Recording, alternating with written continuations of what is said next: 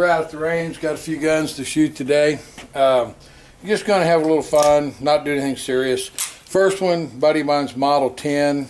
It's chambered in 357 mag. We're going to do a little practice with it. Everything today is just going to be kind of light shooting, probably shooting a lot of plates. It's my buddy's Springfield Armory 1911. It was sent off years ago to Wilson's Combat, back before Wilson's was just selling a lot of their own guns. It's got the Wilson's match barrel, match bushing, trigger. A lot of work done on this gun. It's quite an old classic. Beautiful set of grips on it. He also brought a Smith and Wesson Model 34. I believe they call it the little kit gun. It's in 22 long rifle. He just picked that up. We're going to shoot it today. He's also got a Model 1917 Brazilian. It's chambered in 45 auto. Big holes, uses the moon clips. It's going to be a little fun too. We're going to shoot it at the plates and see how it stacks up against the 1911s. I brought my, I made a holster for it. I want to check out a little bigger holster, see how that works for draw when we're using the plates. I brought my Kimber 1911. Don't shoot it much. I'm not a 1911 guy, so I'm probably going to look a little clumsy working the safety and everything. I doubt I'll be doing it real fast. But anyway, it's a great gun, beautiful gun. Brought a Ruger 22. This is the Mark III, which I don't like near as well as my Mark II. I've got a red dot sight on it. It's a panorama. It's actually a tremendous sight, not real expensive like the EOTech, but it's a great sight. The reason I don't like the Mark III, it's got the loaded chamber indicator. I don't know if you can see it or not here. Pops out.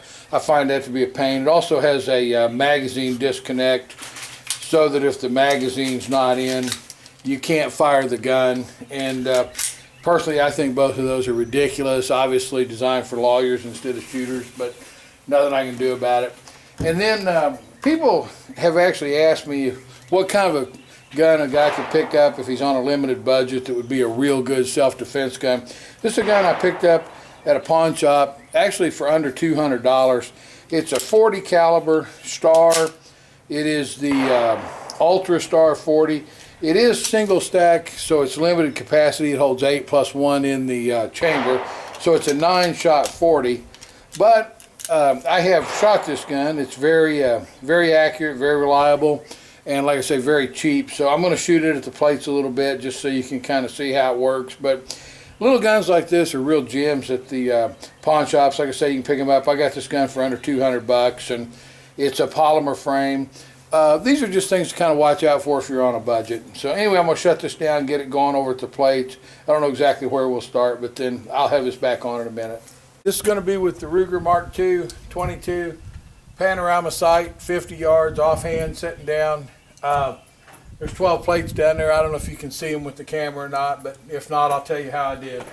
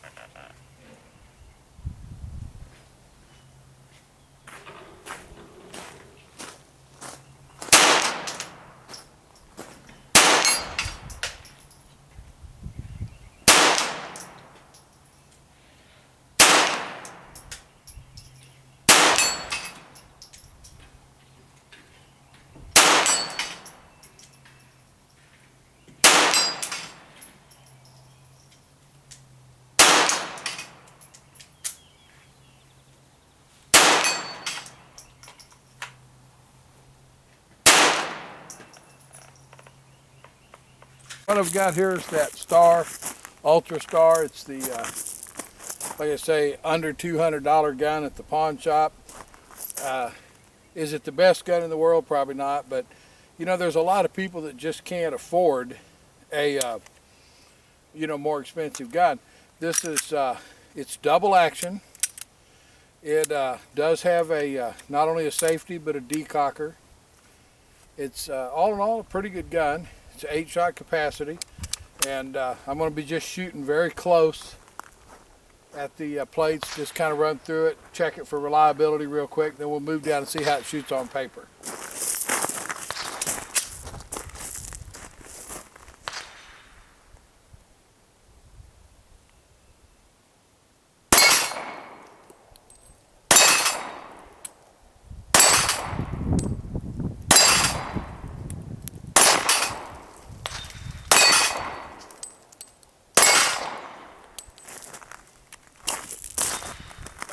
As you can see, that's a very capable gun for self-defense. Like I say, that can be bought real cheap.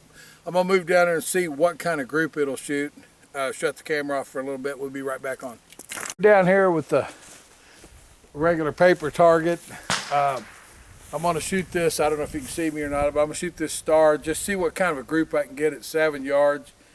Run a couple of clips through it, then I'm probably going to be done with it for the day. And yes, I know they're called magazines, but I still say clips. So anyway,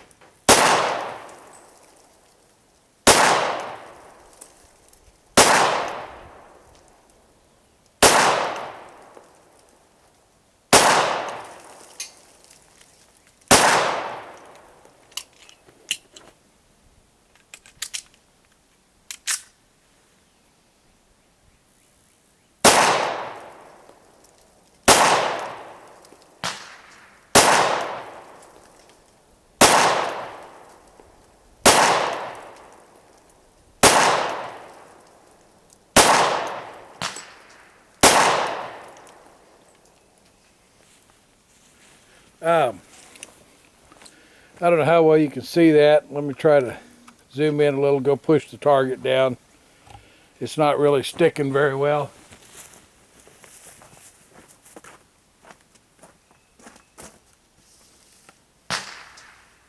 But as you can see, that's those are 8-round magazines. They were both full, so that's 16 rounds right there at 7 yards. I think that's a heck of a defensive pistol for under $200 at a pawn shop. Kimber. This is the Kimber Royal 2. It is, of course, single action. This one has single safety, not ambidextrous. Really not much on this other than just out of the box, but it's a beautiful gun.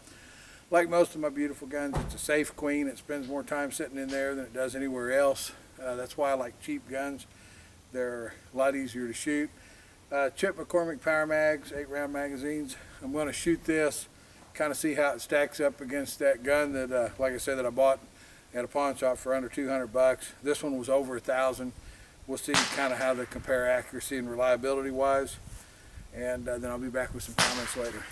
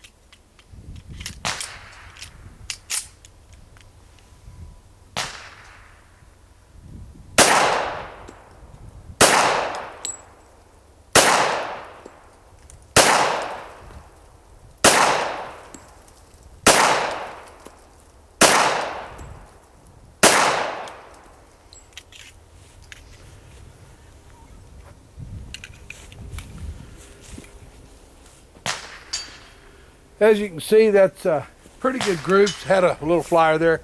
It might be an inch better than the other gun, but then, like I say, you're talking about a gun of over 1,000 here versus a gun of under 200 bucks. So anyway, that's the Kimber 1911.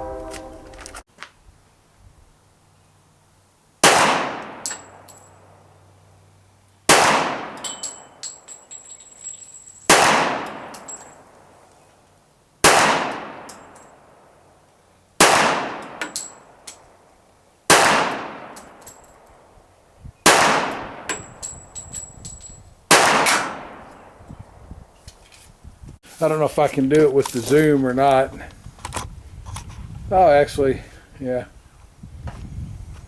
That shows it pretty good. I got a couple up just above and left. Oh no, that's not bad at 25 yards. That's 1, 2, 3, 4, 5, 6, 7, 8. I see them. So down there and grab that target. I had two that were actually just off of the paper right here. That's probably about a 3.5, 4 inch group. I had one flyer down here. I yanked it low and left, kind of my common miss. The reason I brought that up was just kind of to use the stickum and give you a rough idea here. I mean, if a guy did have to defend his property at 25 yards, which I swear I hope I never have to do. I'm not a guy that fantasizes about gunfights, but if I did have, for any reason, there was a loss of police control or whatever, and I had somebody 25 yards down coming up towards my home, I don't think there's any doubt that this would enable me to protect my home. Now, like I say, that's a $1,000 pistol. I probably should have run around a magazine through with the 40. I don't have any doubt that that $200 gun would do the same thing. There's an awful lot of bargains in the pawn shops. I'll talk about that more when I get back home, but just because you don't have a lot of money doesn't mean that you have to live without a way to protect your home. So if you like these videos, I'd appreciate it if you would click like, subscribe. It really helps a little bit. It's helped get my time up where I can, have a little bit longer videos, and it helps if I ever do decide to put any kind of ads on there. I don't know that I will, but anyway, check out my holsters at FightNGear, www.FightNGear.com. That insider holster I make is 40 bucks. There's a lot of holsters on the market. Most of them are $60 or $70 and up, and mine's 40. It's horsehide. It's super comfortable. It's durable. If there's ever anything goes wrong with it, it's my fault. I'll fix it. Now, if you hack it up or something, I'm not going to. But anyway, take a look at them. I think it's the best 40 bucks you'll ever spend on a concealed carry holster. Thanks a lot. Last thing we're going to shoot, I'm going to walk down there at 7 yards. My buddy picked up a pretty interesting gun here. Hopefully you can see it with the lighting here under the canopy. But it's a model 1917 Smith and Wesson, chambered in .45 auto. After World War I, there was a lot of surplus .45 auto ammo running around, and they were looking for ways to get rid of it. They wanted to get into the civilian market, so they come out with a lot of these guns, released them out into the civilian market. This one's actually a Brazilian gun that I believe is called a Model 37. I think it was probably made for their military, but like I say, over the years, the surplus market has dumped them back into the civilian world, and that's helped get rid of a lot of that surplus World War I and probably even World War II .45 auto ammo. This is a phenomenal old gun. It's another one that was picked up used as a kind of a rare find and really kind of a bargain. I'm going to step down and shoot it at 7 yards, see what it would do as a close quarters defense gun. Remember, it's going to be shooting a big old bullet, so it doesn't have a lot of capacity. It's got a capacity of 6, but I think you'll be impressed with what it'll do at 7 yards. To use the .45 auto ammo in the revolver, they come out with a moon clip. That's what we're using. They also make a rimmed cartridge for it called the .45 auto rim, but we're using regular .45 ACP with the moon clip, kind of almost like a speed loader if I was coordinated enough to get it in there. But anyway, we'll see what it does at 7 yards.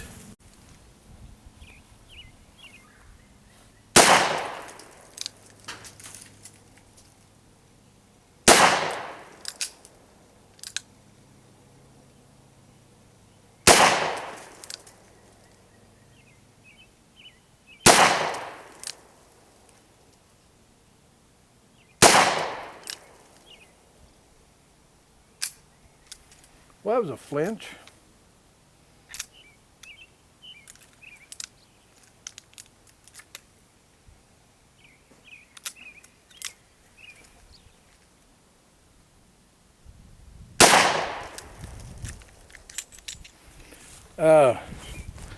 I'm not sure if they're all in there or not. I'm gonna go down here and look and see if I can count 6 of them.